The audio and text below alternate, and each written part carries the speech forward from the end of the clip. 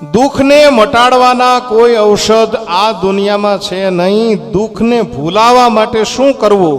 બોલે આવા ભજનમાં અને સત્સંગમાં બેહી જાવ, ઘડીક દુઃખ ભૂલાઈ જાય. મારા બાપ, આ કથામાં આવવાનું કારણ ઈ છે, સત્સંગ કરવાનું કારણ ઈ છે, ઈશ્વરની પાસે બેહીને ભજન કરવાનું કારણ ઈ છે કે ઈશ્વરની મૂર્તિમાં તમે આમ આમ રમી જાઓ, આ અને થોડીક વાર માટે જગતના દુઃખ તમને ભૂલાઈ જાય.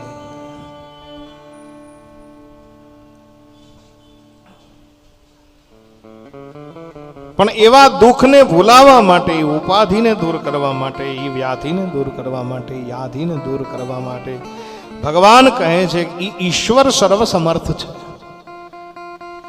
અને એવા ઈશ્વરને અમે બધા વંદન કરીએ છીએ. તાપત્રય વિનાશાય શ્રી કૃષ્ણાય વયમ નમઃ. અમે બધા, તમે જો અહીંયા ભગવાને શબ્દ આપ્યો છે, વ્યાસ ભગવાને અયમ નુમઃ નહીં, વયમ નુમઃ. વયમ એટલે અમે બધા, તમે અને હું બધા, આખી દુનિયા એક સાથે વંદન કરીએ છીએ. શ્રી કૃષ્ણાય વયમ નુમઃ, શ્રી કૃષ્ણાય વયમ નમઃ. અમે બધા ભગવાનને નમન કરીએ છીએ, વંદન કરીએ છીએ, પ્રણામ કરીએ છીએ, નમસ્કાર કરીએ છીએ, દંડવત કરીએ છીએ.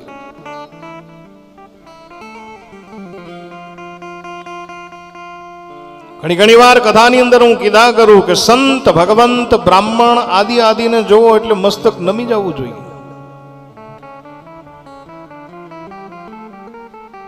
ભગવાનના દર્શને જાઓ, મસ્તક નમી જવું જોઈએ. કોઈક સાધુડો તમને સામો મળે, મસ્તક નમી જવું જોઈએ. કોઈ વેદ ભણતો બ્રાહ્મણ તમને સામો મળે, મસ્તક નમી જવું જોઈએ. અને આ મસ્તક જો ન નમે તો સમજી લેવાનું વિવેકનો અભાવ છે. અને એ વિવેકની પ્રાપ્તિ ક્યાં થાય? બોલે સત્સંગની અંદર. બિનુ સત્સંગ વિવેક ન હોય, રામ કૃપા બિનુ સુલભ ન સોય. વિવેકની પ્રાપ્તિ. અરુણ ગઢવી કે અમુક એ કે તાળિયા એટલા બધા ઊંચા વયા જાય ને તે કે એનો છાયો એ આપણે બેહવું હોય ને ત્યાં હેઠે ન મળે, કે ત્યાં બીજા ખેતર જવું પડે. ખાળિયા ટપીને જાવ તો એ માઇન્ડ એનો છાયો મળે, ફૂમકા હોય ખાલી. તાળિયા ઘટાટોપ ન હોય મેરે ભાઈ બેન, તાળિયાને બસ 2-3 ફૂમકા હોય ખાલી, બીજું કઈ ન હોય. इसलिए मेरे भाई बहन, આ જગતના ઝાડવાઓ પણ બોધ આપે કે જ્યારે ફળ આવે ને, ફળ કેવું? બોલે પ્રતિષ્ઠાનું ફળ, પદનું ફળ. ક્યારેક પદ મળી જાય, ક્યારેક પ્રતિષ્ઠા મળી જાય, સમાજમાં તમને માન મળી જાય, સમાજની અંદર તમને મોભો મળી જાય, સમાજની અંદર તમારો દબદબો હોય. 50 માણસનું ટોળું બેઠું હોય ને તમે જાઓ, તમારી જગ્યા થઈ જતી હોય. આ જ્યારે થાય ને ત્યારે નમતા શીખી જાઓ. આંબો અમને તમને એવું શીખવાડે છે કે અમારે જેથી ફળ આવે ને તેથી અમે નમી જઈએ છીએ. ભગવાન વેદ વ્યાસે ઝુકતા શીખવાડ્યું છે, નમતા શીખવાડ્યું છે, વંદન કરતા શીખવાડ્યું છે.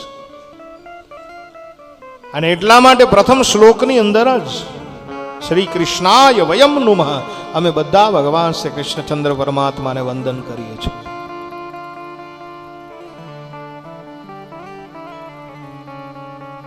વંદન અને ચંદન ચાંદલો કરો, બહુ મજા આવશે. ઘણા જો ચાંદલા ન કરવા દે. આપણો 60-70 વર્ષ પહેલાનો સમયગાળો લ્યો ને તો કોરા કપાળે જે આટા મારતા ને એના આપણે સુકને ન લેતા.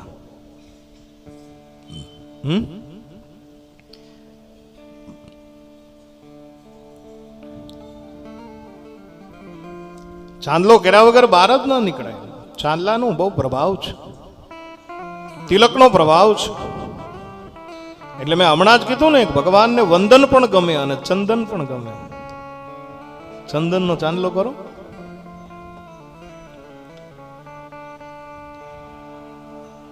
બહુ ક્રોધ કરતા હોય ને, કાયમ માટે ધગતા જ હોય છે, શાસ્ત્ર એમ કહે છે એને ચંદનનો ચાંદલો કરવો, કેમ કે ચંદનનું લેપ તમે જો કપાળની અંદર કરો ને, દિમાગ શાંત થાય છે.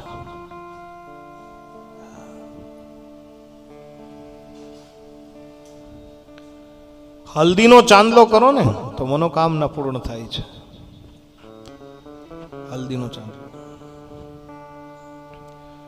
કુમકુમનો ચાંદલો કરો ને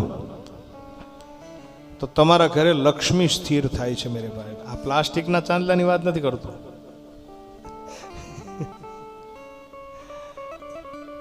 ત્યારે જે પ્લાસ્ટિકનો ચાંદલો એ તો ઠીક છે, કરો તો સૌભાગ્યની નિશાની છે, કરવો જ જોઈએ.